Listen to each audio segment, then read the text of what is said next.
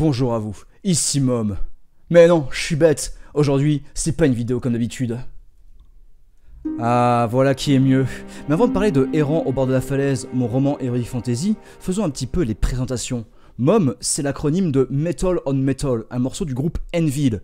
Et pour ceux qui ne savent pas, c'est ça. Depuis quelques années maintenant, je partage sur YouTube ma passion pour le heavy metal, spécifiquement le death metal et le metal technique et progressif. Coucou derrière. Cette passion pour la musique m'a conduit à envisager l'écriture d'une autre façon. Pour être totalement précis, j'ai commencé à écrire à l'âge de 13 ans. Et à l'époque, j'avais commencé en faisant des fanfictions de Final Fantasy, notamment le 4, et aussi de The Adventures of Alendra, qui sont des jeux qui m'ont marqué à vie. Depuis cette époque-là, j'ai alterné entre l'écriture de romans Heroic Fantasy, mais aussi l'écriture de nouvelles, souvent très poétiques, parce qu'en littérature, j'adore la poésie. Et c'est cette rencontre entre musique extrême et poésie qui m'a amené à créer la forme des poèmes en piste, notamment dans le recueil Le chant de la persévérance, sorti en 2017, et aussi dans L'existence si fragile, sorti en 2018. Grosso modo, les poèmes en piste s'inspirent de la musique qu'elle a de particulier de jouer sur la simultanéité, puisque les instruments jouent en même temps. Et c'est ce que j'ai voulu intégrer dans la poésie, avec justement des pistes qui sont ici par des colonnes, et qui permettent plusieurs sens de lecture. Au-delà d'avoir été un terreau fertile pour mon imagination, cette forme de poésie m'a permis de chanter mon amour de l'œuvre de Chuck Schuldiner, que sont The Sound of Perseverance de Death et The Fragile Art of Existence de Control Denied. Mais mine de rien, depuis quelques années, j'avais une frustration, celle de ne pas avoir écrit le roman Heroic Fantasy que je voulais produire, que je voulais imaginer. J'avais bien fait plusieurs projets qui sont tombés à l'eau, qui ont été avortés, et j'avais cette envie de réutiliser ces idées et de les appliquer à une autre œuvre qui m'a bouleversé en 2011. Ceux qui me connaissent me voient venir. Bien sûr, il y a 10 ans sortait Dark Souls, œuvre vidéoludique magistrale, que ce soit en termes de gameplay, mais même le gameplay est entièrement cohérent avec son univers dark fantasy, à la fois fascinant et un petit peu effrayant quand même, on va pas se le cacher.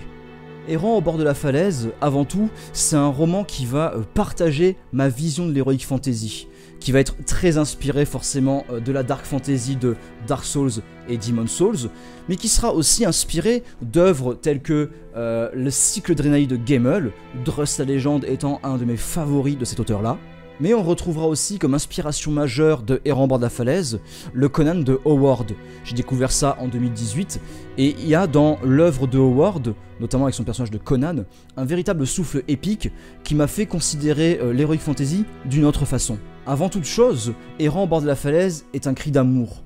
Un amour pour ces œuvres qui m'ont bercé, qui m'ont marqué, et qui ont aussi façonné mon imaginaire. Mais ce livre, c'était aussi un défi. En premier, le défi d'écrire un roman et de s'y tenir au quotidien, jour après jour. C'était aussi le défi d'amener ce roman à une publication. Au fil du temps, ce défi est même devenu une aventure collective, puisque l'écriture de Errant au bord de la falaise a pu être suivie par mes abonnés et les personnes qui me suivent, et encore une fois, je vous remercie pour tout ce travail très soigné de relecture et d'accompagnement dans ce projet. Vous l'aurez compris, Errant au bord de la falaise est un roman qui me tient à cœur, et que j'ai écrit avec les tripes. Alors je sais que ça veut pas dire grand chose parce que c'est une expression qui a été un petit peu galvaudée, mais ce que je veux signifier par là, c'est que dans ce livre, j'ai mis beaucoup de moi-même, notamment en termes de thématiques abordées, qui sont des thématiques qui me font vibrer et qui me stimulent, notamment la quête de rédemption et le fait de se racheter, d'aller toujours plus loin alors qu'on est au pied du mur.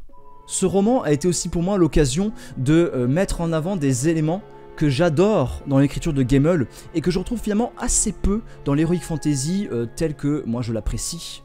Et ces éléments, c'est notamment des personnages attachants, forts, avec, j'ai souhaité, un passé dans lequel on puisse s'identifier. D'ailleurs, l'identification est un élément central dans le roman, puisque le personnage principal, je l'ai souhaité non genré, ni homme ni femme, tout comme un avatar qu'on pourrait avoir dans Demon's Souls ou dans Dark Souls, où finalement, que tu sois homme ou femme, ça change assez peu le cours des choses. Donc un des éléments cruciaux que j'ai voulu dans le roman, c'est une sensation d'immersion, avec des personnages dans lesquels on peut se reconnaître, avec des éléments clés qui vont permettre de pouvoir rentrer dans leur psyché, dans leur passé, dans leurs souvenirs, etc. Actuellement, le roman est terminé à 100%. Tout est fait. Le texte, évidemment, mais tout ce qui est aussi maquettage, couverture, tout est prêt. La seule étape qui manque, c'est l'impression. Et c'est pour ça que j'ai besoin de vous, puisque pour imprimer, mais aussi pour distribuer les romans, il faut des fonds. Et c'est pour ça que je fais cette campagne Ulule, c'est pour avoir l'argent nécessaire pour faire vivre ce projet. Bien entendu, tout au long de la campagne de crowdfunding, je viendrai régulièrement sur la page Ulule pour donner quelques petits extraits, quelques petits teasers, histoire de vous en montrer un petit peu plus de ce roman. En attendant, je vous souhaite à toutes et à tous une très bonne journée. Prenez soin de vous, prenez soin des autres, et à très bientôt.